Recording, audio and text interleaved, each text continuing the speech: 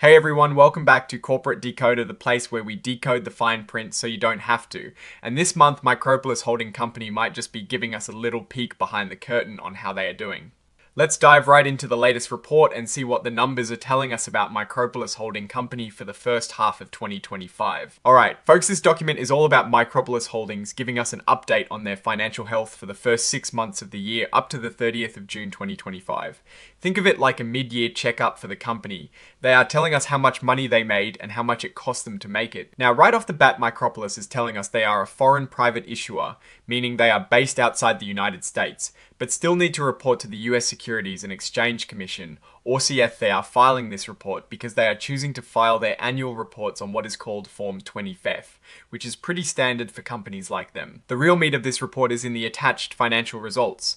While this particular filing doesn't give us a super detailed table, like a full annual report, we are told that Exhibit 99.1 contains the unaudited financial statements for the 6 months ended the 30th of June 2025. What this means is that Micropolis has released their performance numbers for the first half of the year before they have been officially checked and finalized by auditors.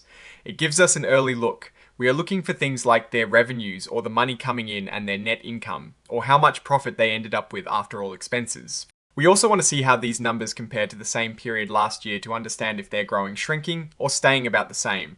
Without the specific numbers in front of us from a spreadsheet, we can only infer based on the fact they are releasing an interim report. Typically, companies release these to keep investors informed. If revenues are up and profits are growing, that suggests the business is doing well, potentially gaining market share or increasing prices. Conversely, if revenues are down or profits are shrinking, it could signal challenges such as increased competition, economic downturns, or internal operational issues. Now, you might see some technical stuff like inline XBRL documents. This is basically a standardized way for companies to present their financial information digitally so that it can be easily read by computers and analyzed by investors and regulators. It's like putting their financial data into a universal language. And who is signing off on this report? Well, it is Farid Al-Jawari, the Chief Executive Officer. This means the top boss is attesting that this information is accurate to the best of his knowledge, which is a pretty important step in these filings. So what is the story here? Micropolis Holding Company is making sure the world knows how they did in the first half of 2025. They are a foreign company reporting to the US market, and they have provided their interim financial results.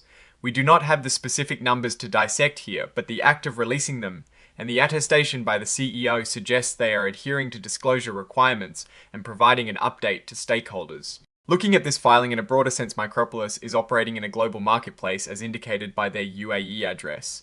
The fact that they are filing with the CC and using standard forms like Form 6, K signifies their engagement with international investors or perhaps aspirations for broader market access. The interim results are a snapshot vital for understanding short-term performance. If we had the actual numbers, we would be comparing growth rates in revenue against costs to see profitability trends. Are they managing their expenses effectively? Are their sales increasing faster than their costs? This is the kind of analysis you typically perform with these reports. The lack of detailed financials in this specific 6K means our analysis remains high level, focusing on the procedural aspects of the filing and the implications of releasing interim data.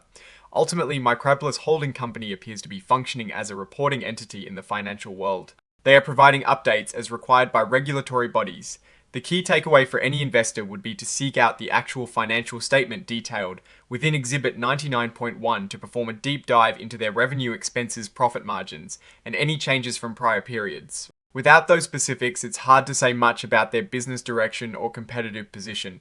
The external context here is simply that companies in their sector operate in dynamic markets and regular financial reporting.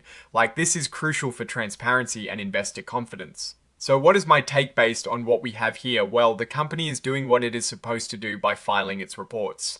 The absence of detailed financial tables in this specific 6 means we cannot offer a judgment on their financial strength or weakness today.